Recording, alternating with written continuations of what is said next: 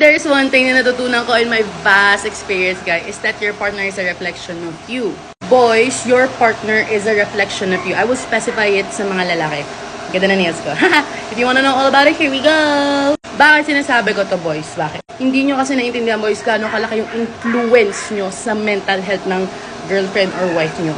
Promise. You alone, you can send her to therapy if gusto mo siyang i-trauma, you can eh. I swear to God, sobrang dami ko ng babaeng nakilala from broken, cheating relationship that went to therapy.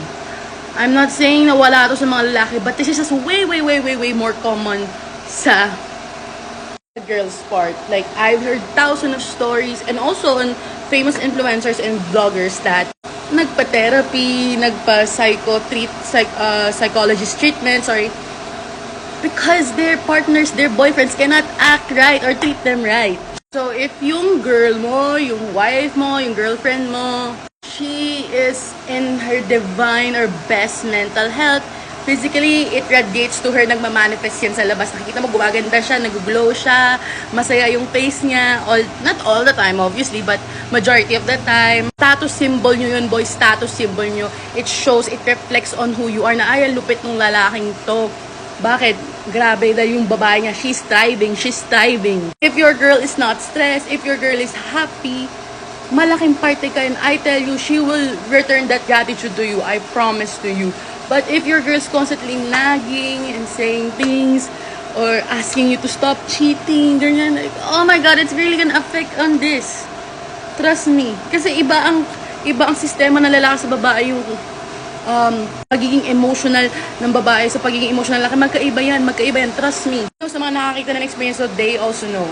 So, because men, you lead them when it comes to her mental health.